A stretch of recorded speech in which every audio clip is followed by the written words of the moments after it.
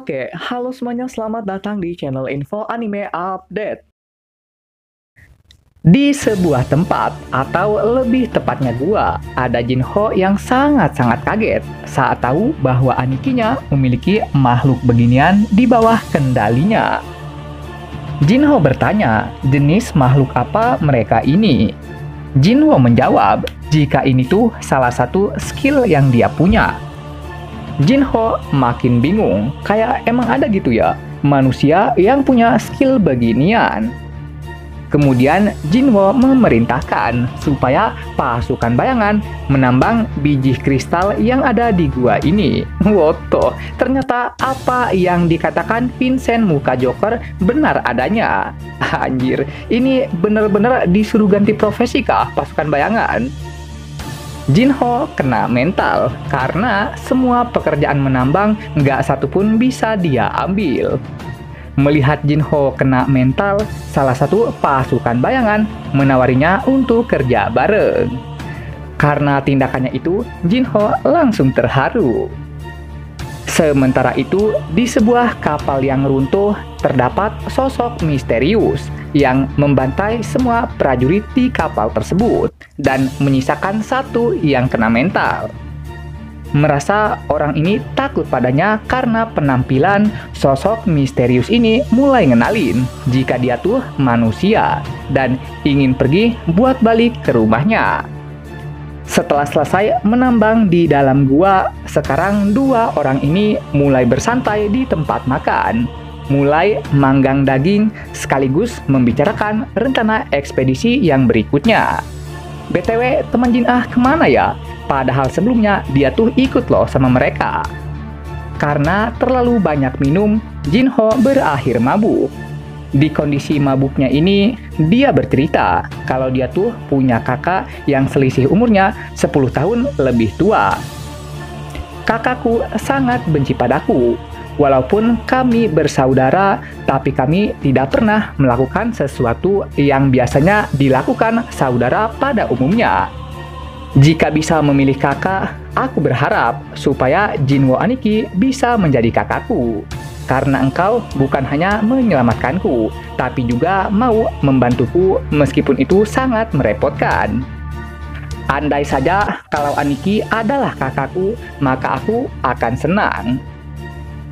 Jinwo terdiam mendengar kata-katanya. Dan setelahnya, dia mulai memberikan responnya pada Jinho. Jika itu maumu, maka sekarang kau adalah adikku. Jinho begitu senang dan terharu saat tahu bahwa keinginannya itu terkabul saat itu juga. Sementara itu, sosok yang tadi sekarang malah berakhir di penjara. Jika berdasarkan info yang diberikan penangkapnya, sosok ini bernama Hwang Sung, ya begitulah kira-kira penyebutannya, mungkin. Dikatakan jika Hwang Sung ini merupakan seorang hunters yang terjebak di dalam gate 10 tahun yang lalu. Saat gate yang dimaksud udah kembali normal, dia keluar, tapi anehnya malah keluar di Amerika dan bukannya di Korea tempat asalnya. Untuk alasan kenapa dia bisa dipenjara karena penampilannya tidak dianggap manusia, dianggapnya sebagai sosok monster yang berwujud. Waduh, padahal sebelumnya Hwang Sung udah ngenalin loh jika dia tuh manusia. Kemudian saat matahari mulai terbit, Jinwo langsung segera bersiap untuk pergi bekerja. Sebelum Jinwo berangkat kerja, lagi-lagi kenakalan mulai Jin lakukan. Tak mau ambil pusing dengan pertanyaannya, Jinwo mengkambing hitamkan temannya Jin sebagai jawaban. Kenapa bisa disebut mengkambing hitamkan? Karena sekarang Jinwo datang lagi ke tempat neraka, tempat di mana dia bertemu Cerberus. Yang sudah pasti teman Jin gak bakalan dia ajak. Dengan kunci, Jinwo membuka gerbang ini. Karena dibuka, maka gerbang neraka pun akhirnya terbuka. Setelah berada di dalam kastil, Jinwo disuruh sistem buat ngumpulin jiwa iblis sebanyak 10.000 jiwa. Awalnya Jinwo bingung mau dapat dari mana para iblisnya. Tapi tak disangka para iblis yang dimaksud sekarang telah berada di hadapannya. Karena dikasih rezeki, maka Jinwo akan menerimanya dengan senang hati. Berikutnya, di kediaman Eugene Construction, ada Jinho yang sekarang menghadap ayahnya dengan maksud untuk mempercayakan guild Eugene Construction kepadanya. Melihat antusiasme anaknya yang ingin jadi ketua guild, ayah Jinho mulai memeriksa tentang Jinwo. Dari kabar yang beredar, ayah Jinho mendapati jika Jinwo ini adalah seorang hunters yang telah berhasil selamat meski telah mengalami 3 insiden besar sekaligus, yang berarti dia ini sangat kuat. Jika begitu, maka tidak mengherankan kenapa anaknya Jinho bisa dapat lisensi Guild Master dengan cepatnya. Itu semua tak lain karena bantuannya.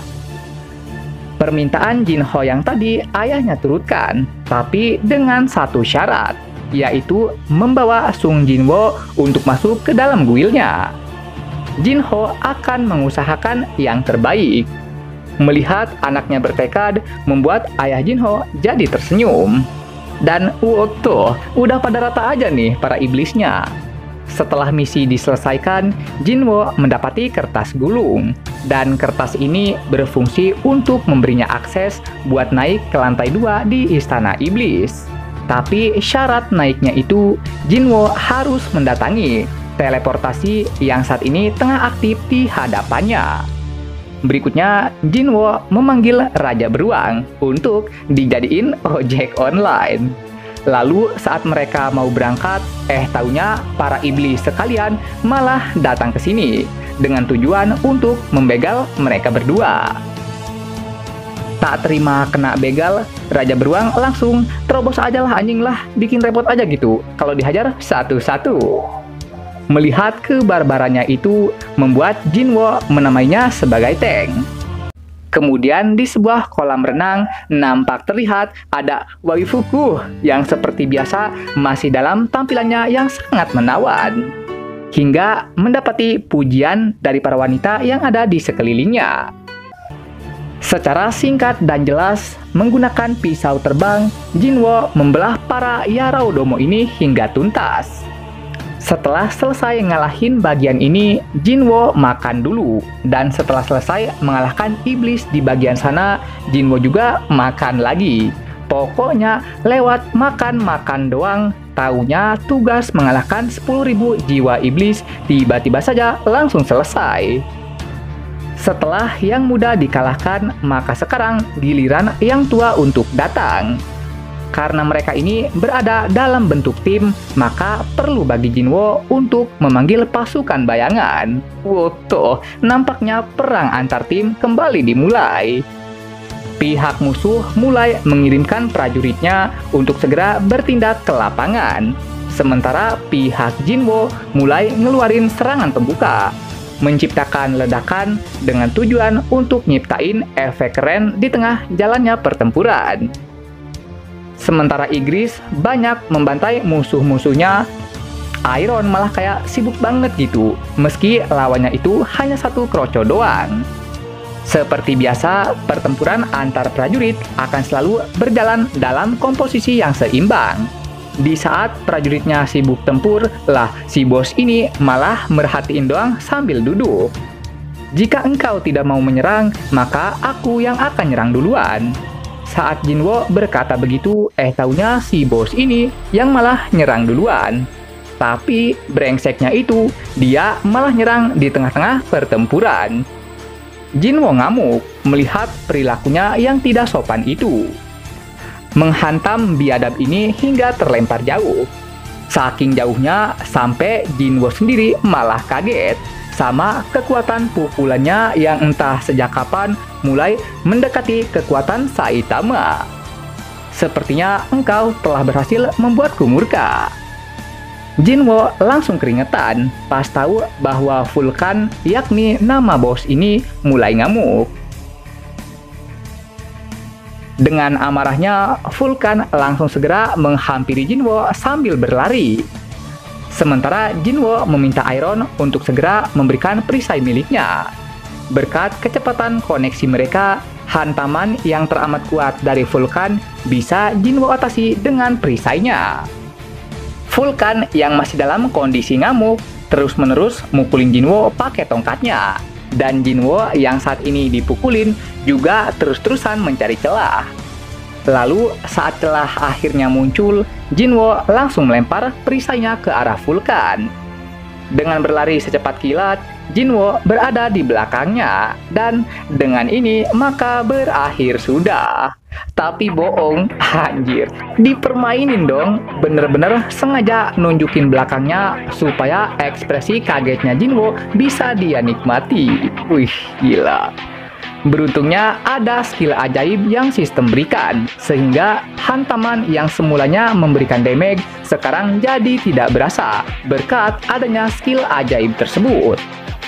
Setelah dipermainkan, Jinwo akhirnya paham jika nih makhluk sangat pintar karena mampu ngebaca serangan Jinwo dengan rapihnya. Jinwo mulai berlari dan Vulkan juga ikutan lari mengejarnya. Untuk mengalahkannya yang pintar di pertempuran dan cepat dalam berlari, maka Jinwo akan memancingnya ke arah bangunan yang besar. Karena dia sekarang dalam kondisi marah, maka bangunan ini pastilah dia tabrak. Nah, setelah ditabrak ini, dia pastinya akan terhimpit di reruntuhan. Dengan begitu, maka celah untuk menyerang akan terbuka. Dengan dia yang hanya bisa menerima serangan Jinwo, hingga tubuhnya mengalami sayatan besar, harusnya berakhir sudah pertempuran ini. Notifikasi mulai muncul yang jadi tanda bahwa Vulkan telah berhasil dikalahkan. Berikutnya, si Dongo yang diperintahkan untuk interogasi entah kenapa malah cuman marah-marah doang. Interogasi emang harus pakai amarah, tapi tanyain kayak gitu, bukan cuman marah-marah doang. Secara singkatnya, dalam interogasi ini, Huang Sung mengatakan, munculnya para monster di dalam gate hanyalah permulaan dari sesuatu besar yang akan segera terjadi. Alasan kenapa dia bisa di dalam gate lebih dari 10 tahun, itu semua untuk mencegah sesuatu itu supaya tidak keluar dan menciptakan suatu bencana. Bosan dengan interogasinya, si Dongo mulai ngeliat informasinya, lalu mendapati hal yang sangat menarik. Si Dongo bertanya pada Huang Sung, "Ingatkah engkau dengan nama anak laki-lakimu?" Dia menjawab, nama anaknya bernama Jinwo. Setelahnya, Huang Sung tak mengerti kenapa si Dongo ini malah ngeluarin aura dominasinya. Lalu tersenyum bahagia mengatakan bahwa anaknya telah mati. Dan Huang Sung marah dong, widih. Kayaknya lebih menarik nyaksiin bapaknya Jinwo buat ribut sama si Dongo deh. Mau lihat aja gitu, se-OP apakah bapaknya Jinwo. BTW, gua cukup kaget loh dengan fakta unik yang baru aja terjadi. Di awal cerita, Jinwo datang dengan tampilan macam homeless, dan bapaknya juga datang dengan tampilan yang serupa. Berkat fun fact ini, gua akhirnya percaya jika dia ini adalah ayahnya Jinho. Seperti kata pepatah, buah yang jatuh tidak akan jauh dari pohonnya. Dan gue sih nggak bakalan heran jika suatu ketika tampilan bapaknya juga akan berubah macam idol Korea. Di sebuah makam, lagi-lagi musuh dalam bentuk tim kembali muncul. Yang berarti perang antar tim akan segera kembali dilanjutkan. Tidak seperti jenderal sebelumnya, jenderal kali ini malah hanya ngumpet doang dengan sangat rahasia. Beruntungnya, Jinwo dapat menemukan persembunyiannya. Uniknya di sini, jenderal musuh yang identitasnya adalah Shinigami malah takut sama penampakan Jinwo Aniki yang malah lebih mirip dewa kematian ketimbang dirinya sendiri. Karena terlalu takut untuk bergerak, sang kematian beneran hanya bisa pasrah menerima kematiannya. Jadi kesimpulan yang kita dapat dari sini, bahkan sekelas pencabut nyawa saja suatu saat juga bakalan mengalami kematiannya. Sementara itu di perkotaan, sekarang telah terjadi keributan besar. akibat dari fenomena di mana si Dongo langsung KO hanya modal ditonjok 1 kali doang. Awalnya si bro ini mengira jika lawannya itu adalah kucing oranye, tapi dia tidak menduga jika yang warnanya oranye itu bukan hanya dimiliki kucing, tapi harimau juga oranye lah warnanya. Meski gua nggak lihat manhwanya, tapi gua udah menduga jika si Dongo bakalan kalah. Tapi gua nggak menduga jika pertempurannya itu tidak ada. Ributnya di mana cuy? Kok langsung kau aja nih si Dongonya? Apa emang nggak ada ya adegan pertempuran di antara mereka berdua? Setelah berhasil mengalahkan kematian, Jinwo mendapati beberapa barang seperti anting gaib, kalung gaib, dan suatu barang yang hanya bertuliskan tanda tanya. Kira-kira apa ya barangnya itu? Setelahnya, Jinwo mendapati mystery box yang lagi-lagi isinya itu sebuah kunci. Sistem menganalisa, tapi yang ada hanyalah tanda tanya. Untuk tujuan selanjutnya, Jinwo perlu melengkapi ketiga barang yang saat ini sistem tampilkan. Untuk mendapatkan barang yang terakhir, sepertinya perlu bagi Jinwo mencapai puncak portal cahaya yang sekarang berada di hadapannya. Oke, sekian pembahasan kali ini. Dan jangan lupa juga untuk menekan tombol like dan subscribe-nya ya. Biar Mimin ini lebih semangat lagi ketika membuat videonya. Dan agar kalian juga bisa mendapatkan update video terbaru mengenai berbagai pembahasan menarik seputar anime di channel ini. Dan sampai jumpa lagi di video selanjutnya. Dah!